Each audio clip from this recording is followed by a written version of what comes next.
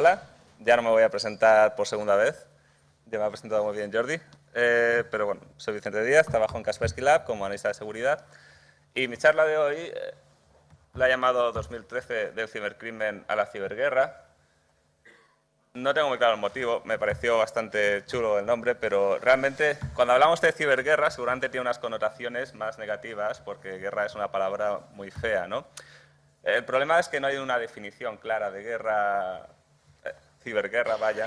Entonces, si consideramos un país atacando a las empresas críticas, a las infraestructuras o espiando sobre algunas de las entidades de un segundo país con fines pues, privados, ¿cómo lo llamamos esto, no? En caso de que se produzca un sabotaje, sería una guerra digital. En caso de que tiren las infraestructuras, el acceso a Internet de un país, en caso de que tiren pues, el acceso, pues, no lo sé, a las empresas de electricidad.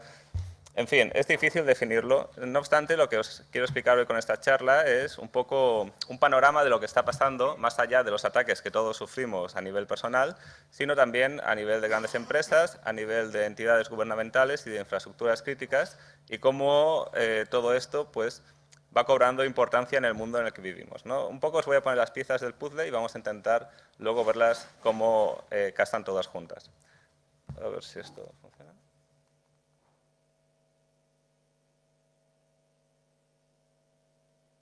Ups. Pasado todas de golpe. Vale. Entonces, me gustaría un poco explicar un par de casos de ciberespionaje reales del año pasado, en este caso. Seguramente habéis oído hablar del problema que tuvo RSA, en el cual pues, fueron capaces de acceder a sus claves privadas que almacenaban de los tokens que vendían a los clientes, mediante lo cual pues, básicamente les estás dando acceso a toda la información que tuvieran cifrada a estos clientes, a los atacantes. El caso de Lockheed Martin, en el cual ellos están desarrollando un caza para el gobierno americano, no sé por cuántos miles de millones de dólares van ya, y bueno, vieron que información privada durante varios años se había estado robando. O el caso de DigiNotar. En el caso de DigiNotar, es una empresa pequeñita que es una entidad de certificación. Básicamente, cuando vosotros vais a vuestro banco y tenéis el HTTPS, os sale un certificado emitido por alguien. Este alguien hace de intermediario entre vosotros y el banco y dice, oye, que yo os conozco y son quienes dicen ser. Entonces nosotros ponemos nuestra confianza en la entidad certificadora, porque ellos emiten un certificado diciendo que, hey, son ellos. ¿Qué pasa si alguien se hace con el control de esa entidad certificadora y emite certificados falsos? Pues básicamente puede hacer que cualquiera que ellos decidan sean pues lo que ellos quieran. Es decir, yo puedo crear un certificado a nombre de Google, a nombre de Gmail, por ejemplo, y será válido para nuestro navegador. El navegador dirá, estos tíos son quienes dicen ser, porque viene de una autoridad de confianza. ¿Qué pasó? Pues que DigiNotar se vio víctima de un ataque, se generaron certificados falsos, por lo cual básicamente se pierde la confianza, se tiene que revocar las cadenas de confianza de esta entidad y esta empresa va a la bancarrota, que es lo que pasó con DigiNotar durante el año pasado, con pérdidas de 5 millones de dólares. ¿Qué va al revés? Vale. Entonces, tradicionalmente veníamos de un modelo en el cual estábamos acostumbrados a que alguien intentaba infectar pues 100.000 ordenadores, 1 millón, 10 millones, obtener tarjetas de crédito, obtener datos privados, venderlos y obtener dinero a cambio, ¿no? Lo que pasa es que los objetivos del ciberespionaje, ¿no? El objetivo de una entidad de inteligencia de un país, el objetivo del ejército, no tiene por qué tener nada que ver con el dinero como tradicionalmente lo entendíamos, ¿no? En este caso son ataques mucho más dirigidos. No interesa que estos ataques se hagan públicos, sino que son a personas mucho más seleccionadas y lo que tú obtienes son activos mucho más intangibles. Es decir, tú no obtienes dinero físico después de un ciberataque de los datos, pero estos datos tienen un valor para ti o para la agencia que hay detrás, ¿no? de este ataque. Básicamente esto lo podemos ver muy fácil con un gráfico de evolución de mercado tradicional de cualquier empresa de negocios, ¿no? Cuando empieza un negocio, pues hay una primera etapa de emergencia, en la cual pues, hay poca penetración en el mercado. Luego hay una etapa de desarrollo, en la cual todo esto va creciendo, y luego hay una etapa de madurez al final, en la cual se estabiliza. Pues podríamos decir que, por ejemplo, el tema de tarjetas de crédito, de robar tarjetas de crédito, es totalmente maduro en el mercado. Si vosotros ahora, cuando salgáis de aquí, pensáis que es un gran negocio, pues instalar troyanos y robar tarjetas de crédito, cuando vayáis a venderlos, os encontraréis que no dan tanto dinero por ellas como hace unos años. ¿Por qué? El mercado está saturado, hay baja demanda, hay grupos que copan el mercado y que ya lo tienen todo bien establecido, y no es tan fácil obtener dinero a partir de tarjetas de crédito. Hace 15 años está claro que con una tarjeta de crédito online pues podías comprar lo que te diera la gana. Hoy en día hay muchos sistemas de seguridad, tanto en los propios bancos como en las propias entidades de tarjetas de crédito, que hacen que todo esto sea mucho más complicado. Para haceros un ejemplo, es como si ahora se os ocurre la gran idea de hacer una empresa de vender hamburguesas y vais a cobrar, pensáis cobrar 50 euros por cada una. Os encontraréis que no, que ya está McDonald's y Burger King, que las vende por, pues no sé, por 1 euro y que no tenéis mercado, ¿no? En cambio, por ejemplo, a partir de ataques dirigidos, pues estamos en una etapa de mercado todavía donde hay camino por recorrer, ¿no? Esos ataques dirigidos son el primer paso para lo que os comentaba antes, campañas de ciberespionaje. Por ejemplo, robarle a una farmacéutica los medicamentos, las investigaciones de los últimos 10 años, pues esto tiene un valor de mercado tremendo, ¿no? Y también para intentar acciones de cibersabotaje a través de esos ataques dirigidos, ¿no? Bueno, esto era un poco la intro de la charla. A partir de ahora espero que sea más interesante. Básicamente os voy a explicar aplicaciones de todo esto, ejemplos reales donde hemos visto todo este tipo de técnicas y cómo está evolucionando, ¿no? Entonces, podemos empezar con lo que estaban comentando a la entrada en la primera charla, cuando se estaba introduciendo la conferencia de hoy, con la Operación Aurora, ¿no? En la cual fue la primera vez donde hubo una gran campaña de ataques dirigidos que se hizo pública. Tenéis que pensar que los ataques dirigidos habitualmente no son públicos. Si tú eres una víctima, no lo dices porque no quieres perder valor de mercado, que tus accionistas entren en pánico o que baje la reputación de tu empresa o que pierdas clientes. Entonces, a no ser que tú estés obligado por ley, nadie dice nada. Entonces no nos enteramos. En California las leyes sí que obligan. La Unión Europea ahora está estudiando si va a hacer lo mismo con ciertas compañías en Europa. Si esto cambia, yo creo que es positivo para todos, porque aunque al principio pues, podamos estar un poco en shock, ¿no?, de ver qué cantidad de ataques hay que tienen estas compañías, a la larga nos permitirá mejorar la seguridad y hacer que sea todo un poco más difícil para los atacantes. En la actualidad es sumamente fácil, en general, para un atacante lograr entrar en una compañía. Entonces, bueno, en el 2009, esto ya lo han contado antes, pues todas esas compañías se vieron víctimas de un ataque a través de un zero day y bueno, pues nada, luego lo hicieron público y primero empezó Google, luego se fueron haciendo públicos más datos y a partir de aquí pues supimos que esta operación realmente pues fue bastante grande, afectó a muchas empresas y esos datos parece que fueron a parar a China. No obstante, el tema de atribución es complicado, aunque ahora está muy de moda. Tened en cuenta que ahora hay una campaña muy fuerte por parte del gobierno americano contra China, ¿no?, en la que parece que solo China es quien hace este tipo de ataques dirigidos, cuando esto realmente no es así. En general, cualquier país, dentro de sus posibilidades, hace este tipo de técnicas, pero luego esto lo veremos con un poco más de detalle. Esto hoy no va muy fino. A ver. Vale. Entonces, en el 2010 tenemos el caso de Stuxnet. Stuxnet es lo que se considera como el primer ciberarma. En este caso podemos hablar de arma porque estaba diseñada para hacer sabotaje sobre las centrales de enriquecimiento de uranio que tienen en Irán.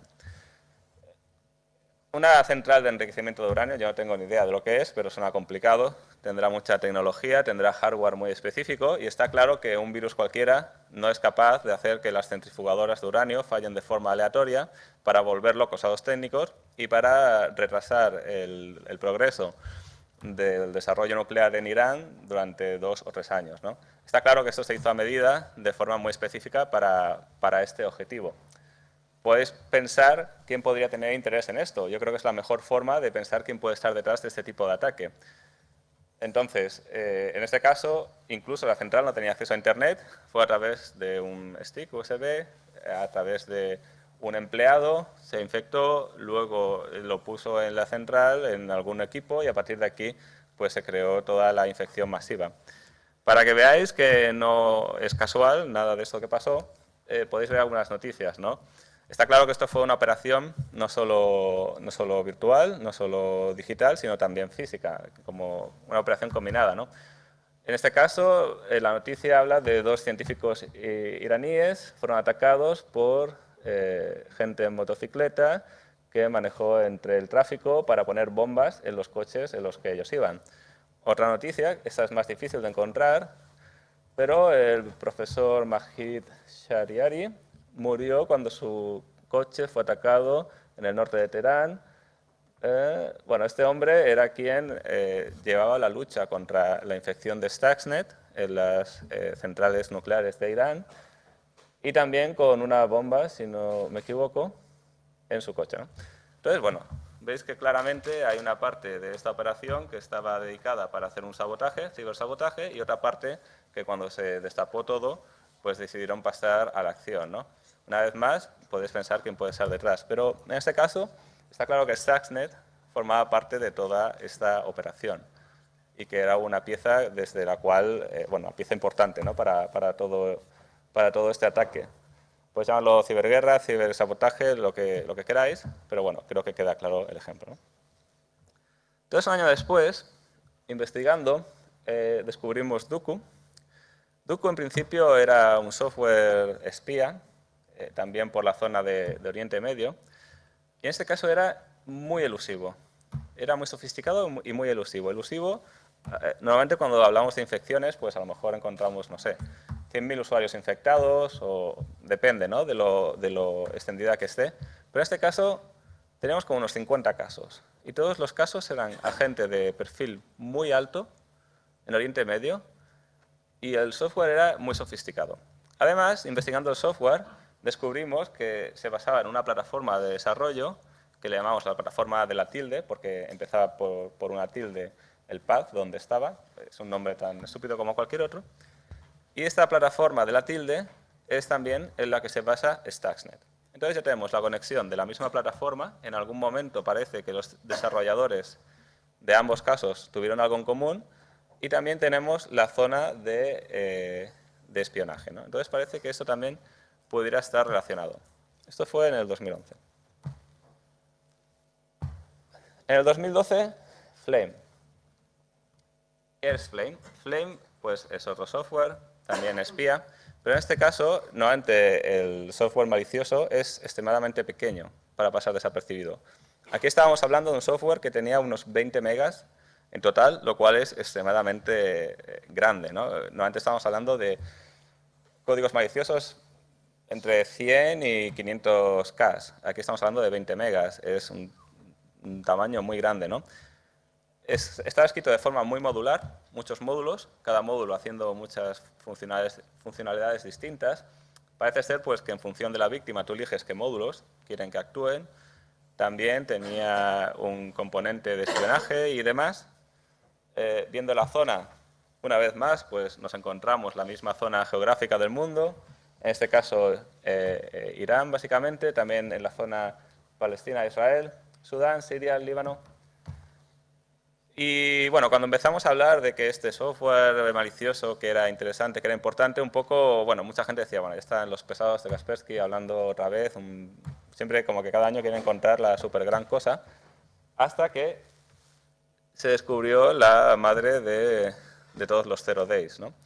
Cuando tú tienes un zero day, estamos hablando de una vulnerabilidad en el sistema operativo o en el software que ejecutas, que no ha sido descubierta hasta la fecha, y que alguien ha aprendido cómo explotarla para instalarte un código malicioso, ¿vale? Entonces, si tú tienes este software instalado vulnerable y alguien ejecuta este exploit, pues puede conseguir acceso a tu equipo. Hasta aquí, bien. ¿Qué tenía Flame? Flame no tenía nada de esto. Flame lo que tenía es que un ordenador infectado en la red se hacía pasar por el servidor de actualizaciones de Microsoft. Entonces, el resto de ordenadores les llegaría un mensaje y diría, hay una actualización disponible. Lo bueno es que esta actualización, que era el código malicioso, está firmado por Microsoft, porque encontraron una debilidad en el problema, en el proceso de creación de firmas digitales de Microsoft, que para encontrar esta vulnerabilidad con fuerza bruta se estimó que eran necesarios 2 millones de dólares solo en poder computacional en Amazon, para que os hagáis una idea de los recursos que son necesarios para esto, pero se encontró un problema de seguridad mediante el cual se podían hacer pasar y firmar una actualización como si fuera la propia Microsoft. Entonces, aquí no hace falta 0-day. Si yo pongo este ordenador en la red, todos los vuestros se van a infectar, que tengan Windows. Porque yo soy Microsoft y os estoy mandando una actualización. O sea, esto era el sistema definitivo de infección y eso estaba en Flame. Flame no estaba basado en la plataforma de la tilde, entonces diréis, bueno, pues esto podía ser otra historia, pero uno de los módulos que utilizaba también se utilizó en Stuxnet. Entonces ya tenemos, por una parte, la plataforma de la tilde con Stuxnet y Duke, y luego tenemos Flame con un módulo que utiliza Stuxnet. Otra pieza más en el puzzle. Posteriormente, en 2012, también encontramos Gauss. Gauss, no sabemos por qué utilizaron nombres de matemáticos para este software malicioso. ¿Qué gracia tenía esto, ¿no? Bueno, una vez más, encontramos que estaba basado en la misma plataforma que Flame, o sea que también es el hermano de Flame. La zona de actuación, veis que es Líbano en la mayoría, luego Israel, territorios palestinos, algo de Estados Unidos y luego ya baja rápidamente. Pero básicamente los 3 primeros se llevan casi todos los hits. Otra vez la misma zona de actuación, basado en la misma plataforma que Flame. Y en este caso, aparte de software de espionaje y demás, tiene dos cosas interesantes. La primera es que tiene un módulo para acceder a las cuentas bancarias y robar credenciales bancarias, que esto es lo que tienen normalmente los software dedicados a, bueno, pues a los bankers, dedicados a robar credenciales bancarias, y que normalmente no lo vemos en software espía. ¿Por qué tenían esto? No lo sabemos. Están intentando sacar dinero de la gente a la que espían para financiar sus operaciones, o tal vez es simplemente tener el control de sus cuentas por si en algún momento dado lo necesitan. Es interesante. Pero lo más interesante de todo es que hay una parte cifrada que no tenemos ni idea de lo que hace. Hemos intentado romper esto durante meses, está todavía ejecutándose por fuerza bruta y tal, puede tardar miles de años, no sabemos si lo conseguiremos alguna vez, pero hay una parte altamente cifrada que no tenemos ni idea de lo que hace. Nos gustaría saberlo, pero por desgracia todavía no es así. Ups. Sí, vale. Bueno, pues ya habéis visto todas las piezas que tenía respecto a esta zona del mundo. Entonces, lo que me gustaría ahora es explicaros otra campaña más, pero en este caso no relacionada con todo esto que hemos visto. Aquí hemos visto, pensad que cuando descubrimos todo esto, esas operaciones llevan años. Hace años que se diseñaron, hace años que empezaron a funcionar y las hemos descubierto ahora. Es ingenuo pensar que en estos últimos años, no ha habido una escalada bestial de este tipo de operaciones, porque son muy provechosas para la gente que las lanza, ¿no? Tienen gran éxito. Son capaces de rápidamente acceder a instituciones gubernamentales, de investigación, empresas clave y obtener todos estos datos, ¿no? Entonces, ahora me gustaría hablaros de otro ejemplo más reciente. Esta la llamamos Octubre Rojo, porque la empezamos a investigar en octubre, sin más motivo que este. Y en este caso tiene un ámbito distinto de actuación. Y también me gustaría con este ejemplo explicaros un poco cómo hacemos para investigar estas campañas, porque creo que puede ser interesante, ¿no? De dónde salen todos estos datos que os estamos mostrando. Entonces, primero me gustaría enseñaros el ámbito geográfico de actuación. Nosotros no sabemos todas las víctimas. Esto es una visión parcial. Pero con los datos que hemos podido recolectar, pues esta es la zona del mundo afectada.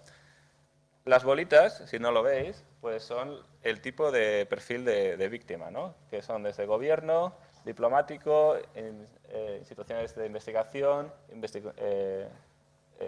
comercio, intercambio, investigación nuclear, empresas de petróleo, militar, aeroespacial y víctimas desconocidas. Entonces, los que tienen más bolitas son los que son más afectados.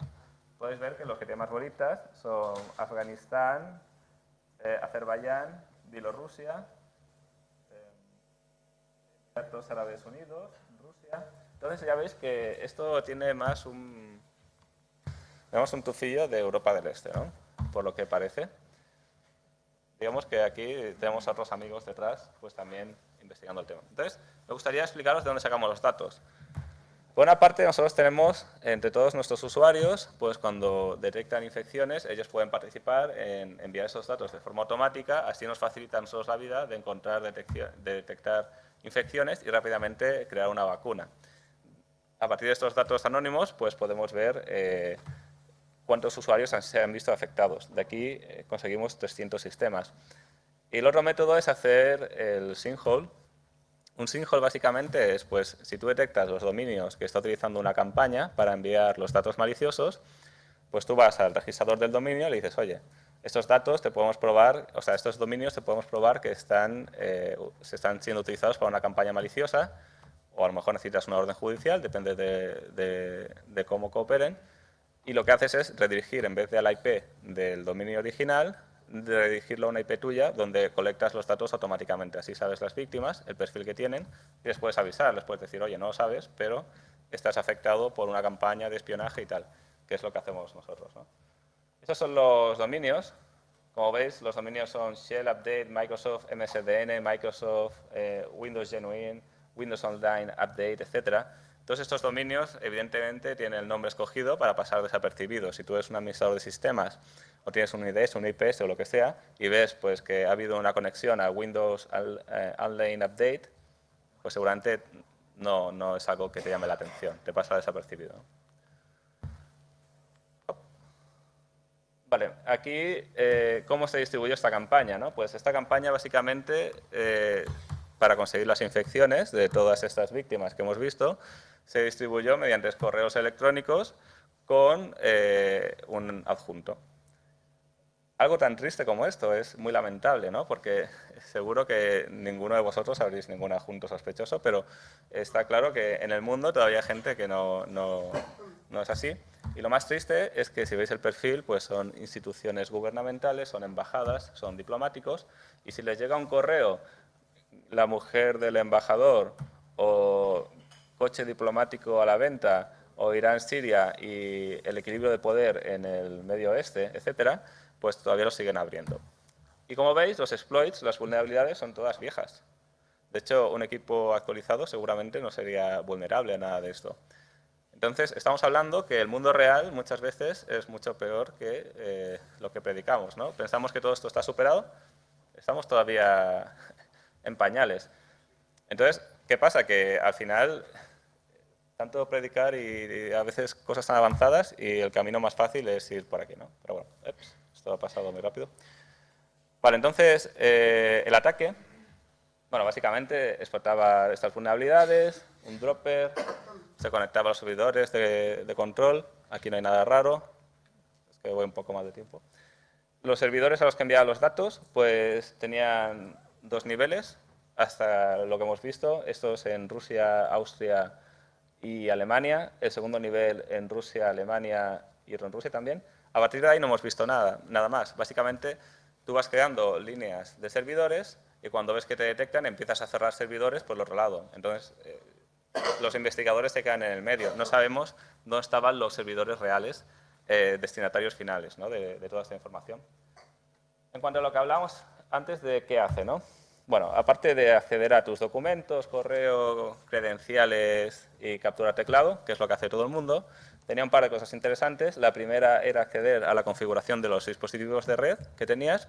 Esto es muy útil porque si yo estoy investigando o si estoy espiando, por decirlo mejor, vuestra empresa y os infecto a vosotros y aparte sé el mapa de red y sé quién está conectado y demás, pues luego para una segunda fase de movimiento lateral, donde quiera infectar otros equipos o quiera saltar a otros servidores, pues esto me es muy útil, ¿no? Y luego también tenía una cosa muy chula, que era con los teléfonos, aunque no infectaba el teléfono directamente, pero vosotros cuando conectáis vuestro iPhone a vuestro PC para poner música o para cargarlo, pues el PC infectado se hacía pasar por iTunes o lo que sea, entonces accedía al teléfono y te robaba los contactos, los mensajes, las fotos, lo que tuvieras ahí. No infectaba el teléfono, pero una forma, digamos, inteligente de conseguir los datos que tuvieras en el mismo. Entonces, bueno, está claro que es una campaña totalmente de obtener toda la información que puedas, ¿no? De todos los dispositivos que tengas. Luego tenía otra cosa chula, A ver si ahora lo hago bien. Vale. Estas son las extensiones de todos los archivos a los que accedía por defecto, ¿no? Digamos que había archivos que para él era interesante para robar, los docs, los mensajes de correo y todo el rollo. Pero luego también quería acceder a los archivos PGP y ACID. PGP es de Pretty Good Privacy, como todos sabéis, son archivos cifrados. En principio, pues no los tendrían que poder descifrar, pero aún así los robaban. Y lo de ACID todavía es más interesante porque ACID es un protocolo diseñado por el ejército francés de criptografía y que utilizan actualmente como uno de los estándares en la OTAN. Entonces, esos archivos, en teoría, tienen una protección criptográfica muy fuerte, pero aún así, los atacantes los estaban también robando. ¿Por qué robas un archivo si en principio no lo puedes abrir? ¿O sí lo puedes abrir? No sabemos, es mucho especular, ¿no? Esto, pero eran de su interés, vaya. Lo que hablábamos de la atribución. ¿Quién está detrás de esto? Nosotros no lo sabemos, pero os podemos decir las pistas que hemos visto investigando, ¿no? Al final tú tienes un código, igual ves otro muy parecido y puedes decir, pues mira, es parecido a este, como es lo que hemos visto antes con Stuxnet y Flame y todo el rollo, o a lo mejor no tienes ninguna referencia, ¿no? En este caso, las pistas que hemos visto, que pueden ser interesantes, una de ellas era que los mensajes que se enviaban para las infecciones, los ataques dirigidos, se habían utilizado previamente en campañas contra activistas tibetanos por parte de, creemos, con origen chino.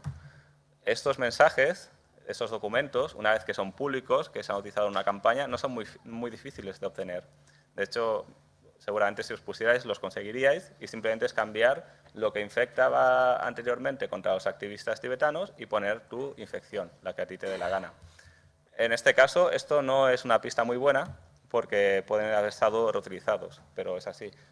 La segunda pista que hemos visto son palabras dentro de strings, dentro de los binarios, que están en inglés, pero en un inglés muy malo. Por ejemplo, podéis ver, en vez de succeed pone succeeded, en vez de error message pone error message, en vez de unknown PC name, bueno, veis, y algunas palabras en ruso, por ejemplo, zaklakda, que quiere decir, no me acuerdo, me lo explicaron, pero me he olvidado. Bueno, en fin, vemos unas palabras que parecen de origen ruso, además que cambiaba el código del lenguaje del sistema operativo a 1251. De este modo, se aseguraba poder acceder a los caracteres cirílicos de algunos documentos, algunos paths, etc., ¿no? Bueno, pues tenemos esas pistas. Tal vez realmente las han cambiado para pensar que tiene origen ruso, no sé qué. Es poco probable, seguramente tenga origen, por lo menos de alguien que hable ruso.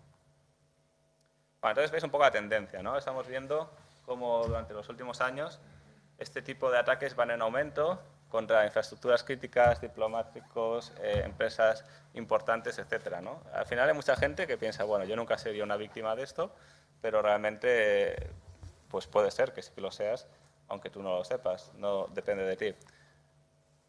Este año, de hecho, estamos viendo también muchos ataques dirigidos que están teniendo éxito.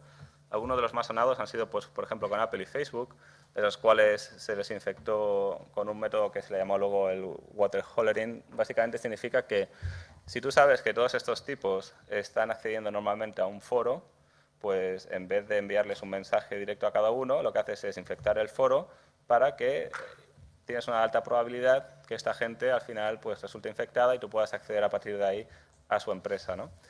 Eso es lo que pasó con Facebook y Apple, con una vulnerabilidad 0D de Java, bueno, lo cual no es muy raro estos días. Lo de Bit9 es más alucinante, pero no sé si me da tiempo, luego si me da tiempo os lo explico.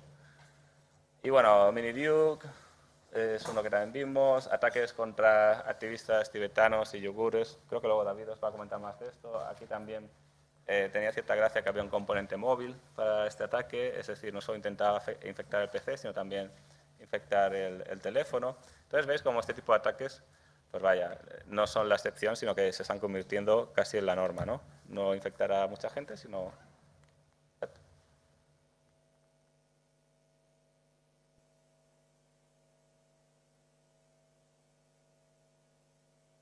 Muy complicado esto. En fin, pues como veis, los peligros de todo esto es, aparte de ser una víctima, que es un peligro evidente, también es que cuando tú tiras una bomba y la bomba explota, no queda nada para que alguien lo pueda reutilizar. Cuando tú tiras un código malicioso, pues este código malicioso luego alguien lo puede analizar, puede obtener ideas, puede obtener exploits, puede obtener vulnerabilidades y luego reutilizarlas. De hecho, esto lo vimos cuando apareció Stuxnet. Una de las vulnerabilidades de Stuxnet rápidamente fue adoptada por ciertos grupos para infectar miles de equipos, ¿no? Vimos un pico en cómo esta vulnerabilidad estaba siendo reutilizada. Es decir, que tú el peligro que tienes es que cuando creas una de estas armas y la dejas suelta, alguien la puede utilizar luego posteriormente contra ti o contra todos nosotros, ¿no? Aparte de los daños colaterales que pueda haber, ¿no? Por ejemplo, en el caso de Saudi Aramco, que es una empresa petrolera de Arabia Saudí, en este caso 30.000 equipos se vieron afectados por un copycat de uno de estos códigos que os hablaba antes y borraron 30.000 equipos. Imaginad lo que puede suponer esto para cualquier empresa, que 30.000 equipos queden sin información y totalmente irrecuperables, ¿no?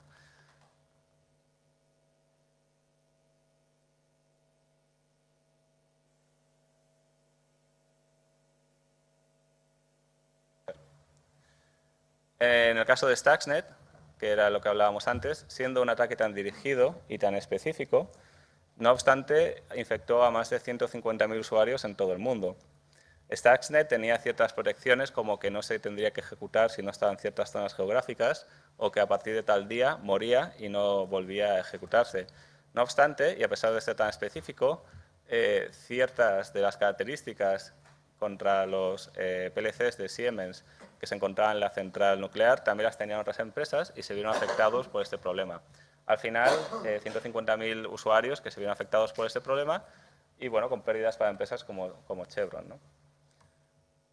Entonces, bueno, lo que decíamos, el daño colateral es evidente, al final pues todo es dinero, ser víctima de esto puede ser víctima directa o indirecta. Entonces, bueno, ¿qué podemos hacer con todo esto? Bueno, mi intención aquí no es deciros qué podemos ni qué podemos dejar de hacer, simplemente era presentaros un poco una realidad que está aquí y que, como veis, nos afecta a todos nosotros de forma directa o indirecta. En la actualidad, pues, dentro del grupo de personas que nos pueden infectar de dispositivos que son vulnerables, pues tendríamos que sumar también a los gobiernos, a las agencias de inteligencia y, bueno, a otros grupos de interés o a otras agencias menos evidentes o más sombrías que también se dedican a todo esto, ¿no? Al final, pues todos nuestros dispositivos tienen cierto interés para los atacantes y hoy en día ya no estamos hablando de simplemente conseguir credenciales y conseguir dinero, sino de ataques mucho más dirigidos para conseguir otros fines, ¿no? Al final nosotros podemos vernos involucrados como una pieza dentro de este puzzle o simplemente no sentirnos cómodos con este tipo de, bueno, con este tipo de prácticas que cada vez están siendo más habituales en todo el mundo. Entonces yo creo que al final es bueno hacer pública esta información, que todos al final, pues bueno, pensemos acerca de esto, que lo tengamos presente, que es algo que ocurre, de forma que podamos actuar, ¿no? Y no cerrar los ojos y pensar que todo esto al final, bueno, pues son 4 fantasías y que realmente pues no estamos viviendo en este mundo. Y bueno, por mi parte nada más. Si